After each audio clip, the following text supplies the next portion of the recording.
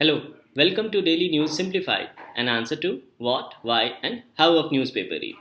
Today, we are going to discuss the important issues appearing in the Hindu newspaper dated 12th October 2019. The news to be discussed has been presented on the screen, and timestamping for the same has been provided in the description box below. So, let's start our today's discussion. The first news for today's discussion is about Mamallapuram summit between Prime Minister of India and the President of China. And we find that this particular news has been covered in majority of the section of this newspaper.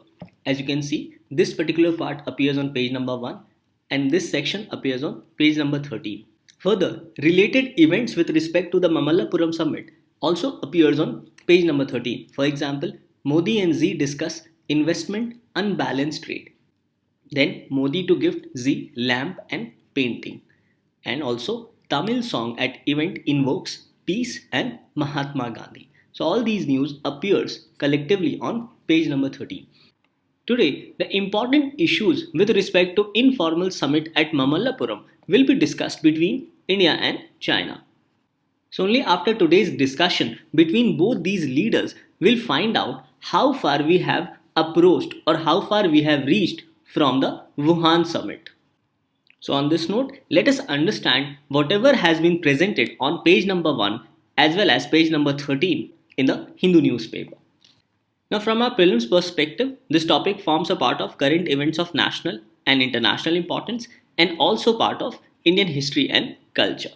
And in your mains, it gets covered under GS paper 2 as well as GS paper 1. In GS paper 2, specifically with respect to India and its neighborhood relations as well as bilateral agreements involving India and all. Whereas in GS paper 1, with respect to Indian culture, salient aspect of art forms, literature as well as architecture from ancient to modern times. So this topic becomes important both from the perspective of international relation as well as from the perspective of history and culture. So the news on the first page says Camaraderie marks start of Modi-Z meeting. The leaders identify radicalization as a matter of concern, and this news on page number 13 reads PM chose Mamallapuram as venue for Z meet. Historical significance, infrastructure were considered before selecting this particular venue. So, the second informal summit between Prime Minister Narendra Modi and China's President Xi Jinping began on Friday, that is yesterday, at Mamallapuram in Tamil Nadu. Now, this town is famously associated with the Pallava rulers. As has been highlighted in this news, that Prime Minister Narendra Modi personally chose this venue for his informal summit with the Chinese president. And this was based on China's historical association with the Pallava kings with respect to the issue of Tibet. As we have already said that this summit is the second step, as the first step was the informal Wuhan summit which took place in China in the wake of Doklam crisis. The present meeting is being held following China's strong reaction to Indian government's decision on Article 370 and the bifurcation of Jammu and Kashmir into two union territories, that of Jammu and Kashmir and that of Ladakh. So considering this tense background with respect to Article 370, let us wait for the final outcome of this particular summit. After receiving Chinese President Xi Jinping, Prime Minister Narendra Modi took him on a cultural tour of monuments with respect to Arjuna's penance and also visited Varaha cave which is located behind the Arjuna's penance, Five Rath as well as the Shore temple. In their informal talk, the Prime Minister of India also mentioned about the cultural significance of these ancient monuments.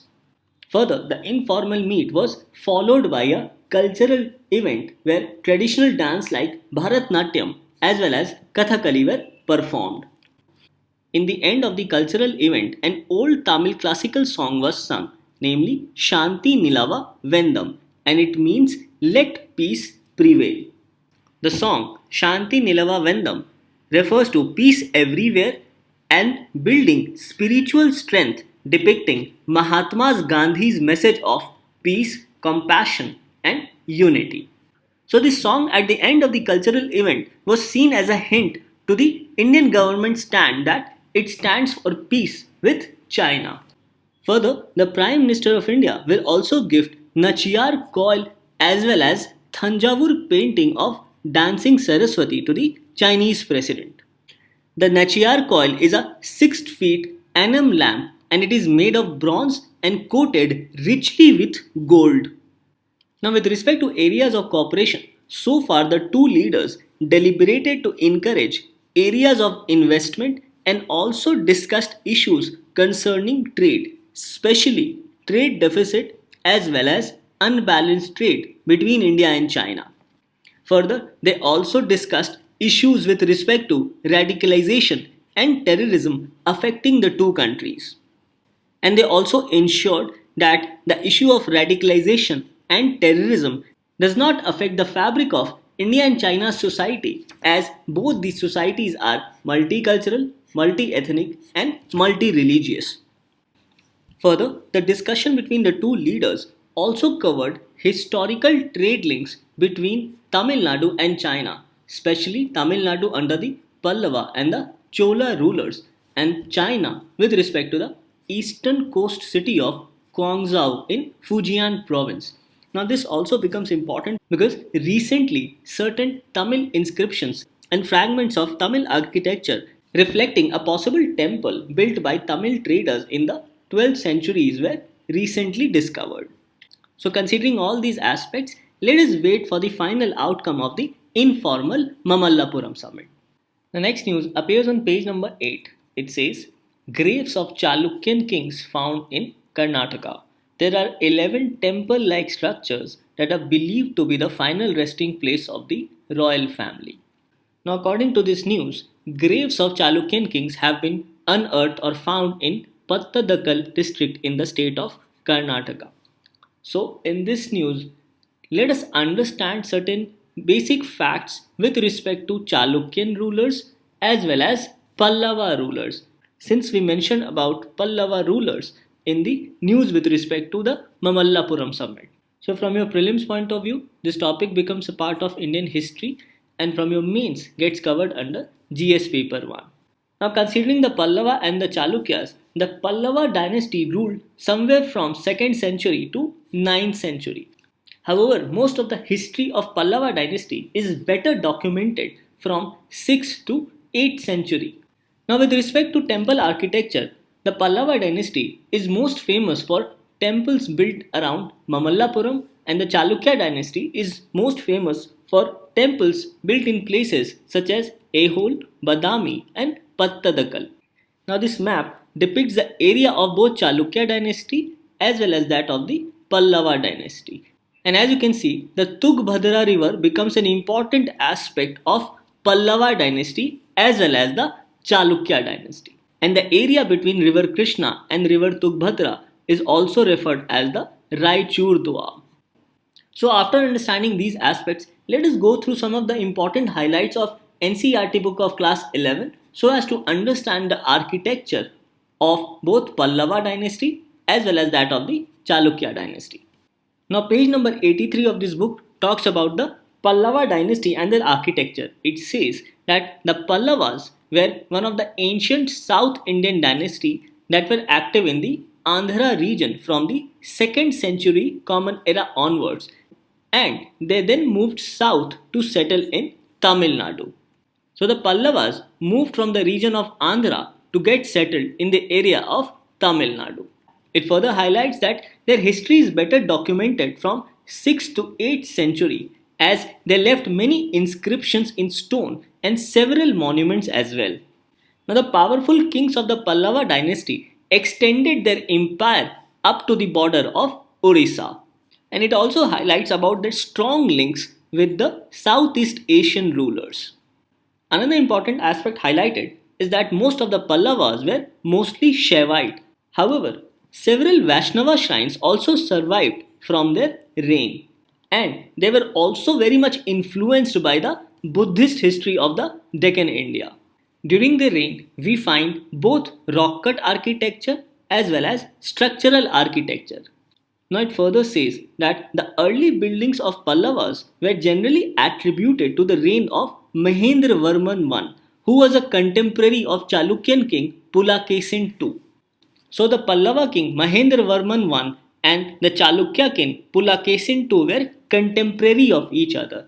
So we can also say that for some time in history, both the Pallavas and the Chalukyas were contemporary of each other.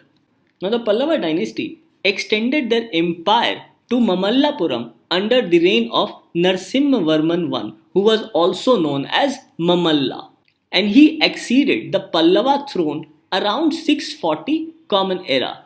Narasimhavarman I avenged the defeat of his father, as his father had suffered at the hands of the Chalukyan rulers. So, after defeating the Chalukyan rulers, Narasimhavarman I then inaugurated most of the building works at Mahabalipuram. Hence, Mahabalipuram is also known after Narasimhavarman I as Mamallapuram.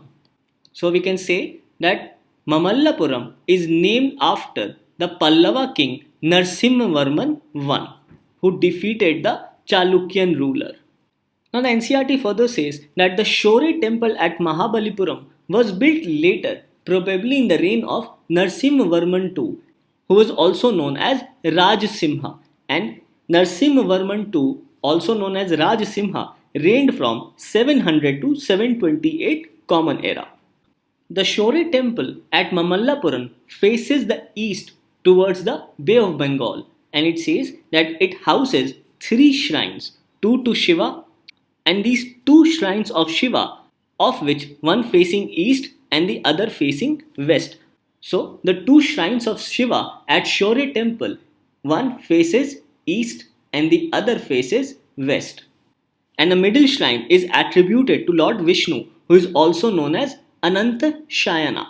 So we can say that having three shrines in the Shore temple depicts that these shrines were added later, probably during the different period. Now page number 87 of this book highlights that Pulakesin I established the early western Chalukya kingdom, where he secured land around Badami in 543 CE. And these Chalukyas were further superseded by the Rashtrakuta dynasty. Now the architecture during the Chalukyan dynasty were that of rock-cut caves and also that of structural temples, where the earliest cave is probably the Ravana Fari cave at Aihole, which is known for its distinctive sculptural style. Now another important sculpture at Aihole is that of Nataraj, which is surrounded by larger than size depictions of the Saptamatrikas. Three of the Saptamatrikas are to Shiva's left and four are to his right. Now with respect to Chalukyan architecture, it mentions about hybridization and also incorporation of several styles. The most elaborate of all Chalukyan temples at Pattadakal was made by the chief queen Lok Mahadevi in the reign of Vikramaditya II. Now the architecture of the temple at Pattadakal, made during the Chalukyan rulers, shows that they had complete knowledge of the Pallava temples, especially at Mamallapuram. Whereas the other temple of Chalukyan dynasty, like the Mahakuta temple in Badami and the Swarg Brahma temple in Alampur, shows greater assimilation from northern style of temple architecture, specifically from Odisha as well as Rajasthan. So these becomes important points to be remembered with respect to temple architecture during the Chalukya dynasty. So this particular news becomes important from our prelims as well as from our mains perspective, specifically with respect to the temple architecture of both Pallava dynasty as well as Chalukya dynasty. The next news appears on page number 10 as a lead article. It says, making a friend of the neighbor. The challenge before India is to deepen the tactical engagement with China, keeping strategic glitches at bay. Now this article tries to highlight the pragmatic issues concerning both India and China. From a prelims point of view, this topic gets covered under current events of international importance, and in your mains with respect to GS paper 2, specifically under India and its neighborhood relations and also bilateral relations between India and China. Now this article discusses the pragmatic issues of India-China relationships from these two aspects. It says that every government must factor three geopolitical constituents when they try to set their foreign policy. These are immediate neighborhood, extended neighborhood, as well as great powers. Further, the country must have a realistic approach with respect to building relations and capacities with neighbors, extended neighbors, and also balancing relations with different great powers. So, in this backdrop, we can say that India is trying to balance its relations with USA and that of China. Now we know that the Mamallapuram summit between India and China is taking place around certain tense situation with respect to Pakistan as well as Kashmir, as China has openly supported Pakistan on the issue of Jammu and Kashmir. Now, India and China sought to normalize their relations more than 3 decades ago in 1988 when Prime Minister Rajiv Gandhi travelled to Beijing. The two sides since then have experimented with different mechanisms to address their basic differences. Now, both in India and China started their dialogues at the level of foreign secretaries in 1988. This dialogue was elevated to empowered special representatives in 2003. However, despite these efforts, the outstanding issues between India and China so far has not been addressed completely, specifically with respect to boundary disputes, trade issues, particularly with respect to trade deficits, and growing support of China for Pakistan. And all these have acted as a barrier in India China's relationship. Further, India and China have met at various international forums and settings, such as at East Asia Summit, at Shanghai Cooperation Organization, at BRICS, at G20, etc. But despite these frequent meetings, they have also not able to sort out their differences on certain specific issues. So, effectively, we can say that the frequency of talks between India and China so far has not improved the ability to resolve the problems facing their relationships. Now, with respect to power imbalance, we can say that the current set of difficulties in relation between India and China are not due to lack of mutual understanding of their problems. The problem rather lies in the widening gap in the comprehensive national power of the two Asian giants. As of now, China's aggregate GDP stands about $14 trillion, dollars, which is 5 times larger than that of India, which is hovering around $2.8 trillion. Dollars. So, this is the widening gap between India and China, and this widening gap in terms of economy is also affecting diplomatic relations. Further, China's annual defense spending at around $250 billion is roughly 4 times larger than that of India. And China has also outspaced India in the much needed modernization of their armed forces and higher defense organization. Further, this widening economic differences also impacts diplomatic negotiation in international affairs. And it is here where China takes advantage of its far superior place in international world order, also considering the fact that China is one of the 5 permanent members of Security Council. So, we can say that China can afford to displease India on certain issues which are vital to India's interest both in short term as well as a long term strategy. And China has displeased India on these issues. First, it has blocked India's membership to NSG, that is Nuclear Supplier Group. Second, it has opposed India's recent move on Kashmir. And third, it has taken the issue of Kashmir to United Nations Security Council. So, in all these three aspects, it has acted against the interest of India just because of its economic might in the global world order.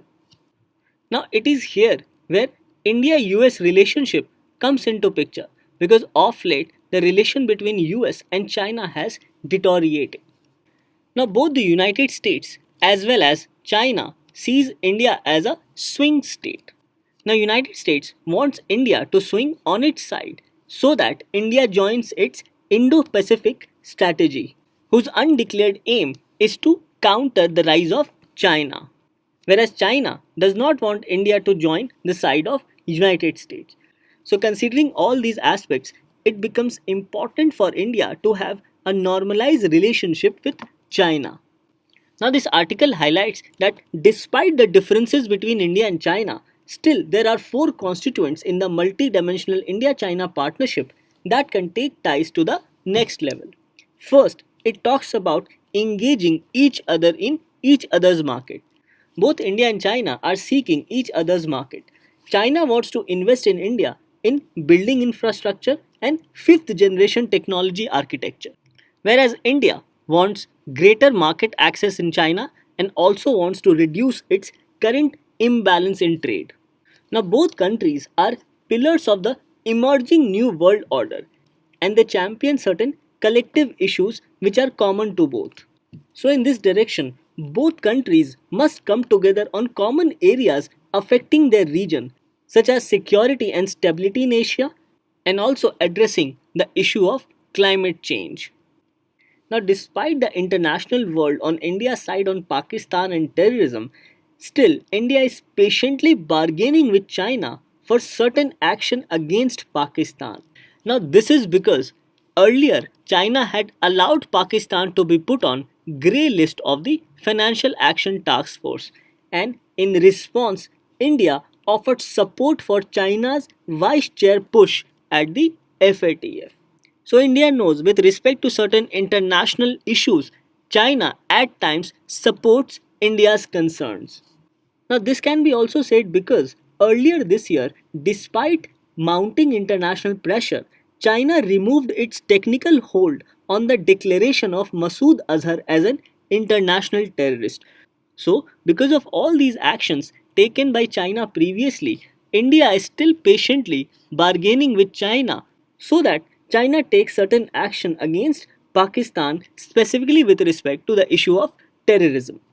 And the last point highlighted in this perspective is that India needs to be absolute clear with its foreign policy. That is, whether it wants to compete with China for dominance in Asia or whether it must focus on its own rise.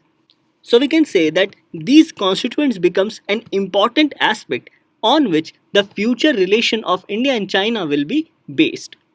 So as a way forward, we can say that India must play the China card very wisely and should rather play along the areas of mutual interest and strength and should not conflict on rivalries and disputes. Further, India must focus on small and pragmatic steps in order to narrow down its difference with China on important bilateral issues, especially with respect to boundary dispute, trade deficit, as well as development of regional infrastructure. Next, India must acknowledge the great power imbalance with China and should not harbor false hopes with respect to building a new global order. So, on all these aspects, this article says that both India and China are still in tactical engagement and not in a strategic partnership. However, the present Mamallapuram summit will strengthen and deepen this tactical engagement with India and China. And this tactical engagement should not be seen as a short term foreign policy adjustment. And lastly, India must have a broader but a realist vision in order to expand its avenues of deep tactical engagement with a powerful China. And this can only happen when India recognizes the power imbalance with that of Beijing as that of now. So, this can be said to be a way forward with respect to this particular article. The next news appears on page number 15. It says India rejects RCEP E-commerce chapter. Acceptance would have prevented it from implementing the rules on data localization. Now, this topic of data localization becomes a part of current events of national importance as well as part of Indian economy in your prelims examination. Now, it highlights that the e-commerce chapter of RCEP contains certain clauses which, if India would have accepted them, then it would have become extremely difficult for India to implement its own data localization rules on companies doing business in India. So the issue in this news is with respect to the concept of data localization. So on this note, first of all, let us understand this concept of data localization and how this chapter of RCEP would have prevented India from making its own rules on data localization. Now, data localization is the act of storing data on any device physically present within the Indian borders. As of now, most of the data, especially on data on financial transactions, are stored in clouds outside India. Now, the data localization rules of the Reserve Bank of India mandates that companies collecting critical data about consumers or customers must store and process these data within the Indian borders. So, data localization rules talks about both storage of data as well as processing of data within the Indian borders or within the Indian territory. Now, the rules of RBI on data localization also mandates that payments related data collected by different payment providers and companies must also be stored only in India. So, this aspect of the data localization rules of RBI is in contradiction with that of the chapter on RCEP on data localization. Further, this rule of RBI on data localization is also mandated or also covers card payment services such as Visa or MasterCard, and also it's applicable to digital wallets or digital payments like Paytm, WhatsApp, and Google Pay. So we can say that the main intent behind data localization rule is to protect personal and financial data from foreign surveillance, give local governments and regulators access as well as jurisdiction over such data stored outside India, as the local regulators and governments can order for such data whenever such data is needed from foreign jurisdiction. Now, storing of data locally will also help the law enforcement agencies to access information that is needed for detecting crime as well as gather evidence. Now, where data is not localized, local agencies needs to depend upon mutual legal assistance treaties between different countries in order to have access of data from such countries. However, getting data through mutual legal assistance treaties at times prove cumbersome and a long delayed process. So considering all these aspects on data localization rules of RBI, the Indian government is not accepting the e-commerce chapter of RCEP. Now this news also highlights that with respect to Regional Comprehensive Economic Partnership, that is RCEP, the 9th intersessional ministerial meeting is to be held in Bangkok on 11 to 12th October 2019.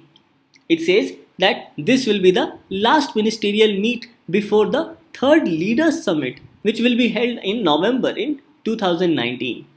Now, important points to be noted with respect to RCEP is that these RCEP negotiations were launched by leaders from 10 ASEAN members and also from 6 ASEAN FTA partners. These partners are Australia, China, India, Japan, Korea, as well as New Zealand. Now, the objective of launching RCEP negotiation is to achieve a modern, comprehensive, high quality, and mutually beneficial economic partnership agreement among ASEAN member states and ASEAN's FTA partners. And these negotiations commenced in early 2013. Now, important point to be noted is that the RCEP agreement has 25 chapters on which negotiations have been concluded on 21 chapters. So, on 21 chapters, negotiation between the 10 ASEAN member states and 6 ASEAN FTA partners have completed. However, there are 4 chapters which still remains to be negotiated among these countries. These chapters are on investment, electronic commerce, rules of origin, as well as trade remedies. Now, another important aspect highlighted is that India plans to put in appropriate safeguards including auto trigger mechanism against sudden surge in imports from RCEP countries. Now, as per the auto trigger mechanism, it puts a threshold on imports. So, suppose the threshold limit has been set at 15% of import from these countries. So, if the import crosses this threshold of 15%, then extra tax may be levied on such items which are imported beyond the threshold limit. Now, India is in favor of auto trigger mechanism, especially with the aspect of dumping from China. So, all these aspects becomes important with respect to the RCEP. So, these are the aspects which the Indian government want to incorporate in the e-commerce chapter of RCEP negotiation. It says that India wants to retain the right to implement data localization laws, as this has led Indian negotiators to block e-commerce chapters of RCEP. The next point says that if India had accepted the e-commerce chapter of RCEP, then it would have prevented India from implementing its own data localization laws and rules on companies doing business in India. That is, if India would have agreed to this chapter of RCEP, then India could not have access to certain data which are stored outside India.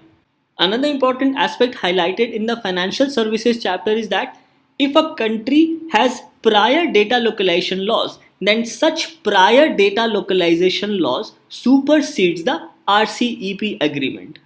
So we can say that the prior data localization law as said by RBI supersedes the RCEP agreement. So India is within its right to reject this chapter of e-commerce in the RCEP agreement. However, it is still unclear whether India can mandate that certain data must only reside within the Indian territory. So, this aspect is still unclear with respect to certain data, including the financial data. That such data can only reside within India and cannot reside outside India, as most of the financial data also stays abroad. So, these are some of the important aspects as highlighted in this particular news. Now we have taken both these news from page number 1. The first news says industrial output shrinks by 1.1% in August.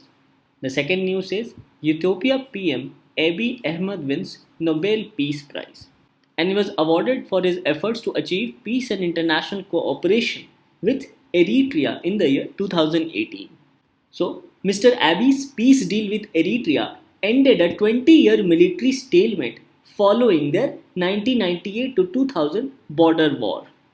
Whereas with respect to Index for Industrial Production, it is published by National Statistical Office, and this functions under the Ministry of Statistics and Program Implementation. The base year for the index is 2011-12.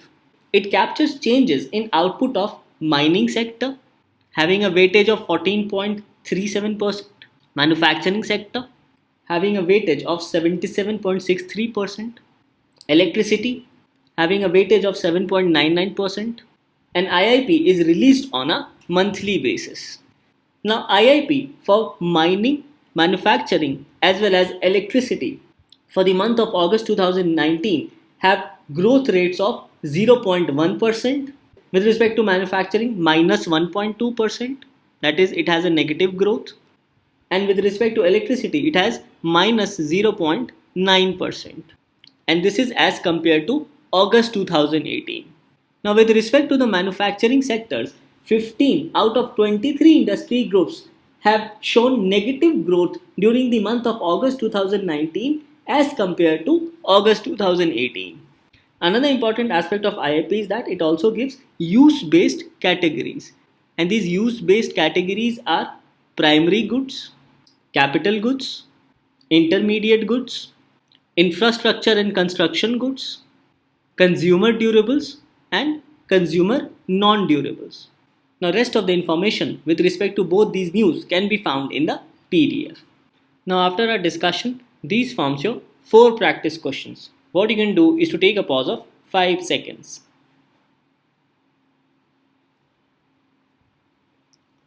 Question number 1. It says, which of the above pairs are correctly matched? First, Arjuna's penance, Mamallapuram. Yes, this is correct. Second, 5 Rathas, Badami. No, this is incorrect, as the 5 Rathas is also in Mamallapuram. Third, Shore Temple, Mamallapuram. Yes, this is correct. Swarg Brahma Temple in Alampur. Yes, this is also correct. So in this, the question was which of the above pairs are correctly matched. So here the correct answer is 1, 3 and 4, that is C. Question number 2, it says Pulakesin II can be associated with which of the following? Options are Chola dynasty, Chalukya dynasty, Pallava dynasty and none of the above. In this, the correct answer is B, that is Chalukya dynasty. Question number 3, consider the following statements on data localization. First, India does not have any rule as of now on data localization. No, this is incorrect as RBI has issued a rule on data localization in India. Second, India has accepted all the clauses of e-commerce chapter of RCEP agreement. No, this again is incorrect as India on the grounds of data localization has not accepted the chapter on e-commerce with respect to RCEP agreement. So in this, the question was which of the statements given above are correct? The correct answer is D, that is neither 1 nor 2. Question number 4. Consider the following statements. First, Index of Industrial Production is published by National Statistical Office. Yes, this is correct. Second, there has been a massive increase in IIP for August 2019 as compared to August 2018. No, this is incorrect as IIP for August 2019 has decreased. So in this, the question was which of the statements given above are correct. So the correct answer is A, that is 1 only.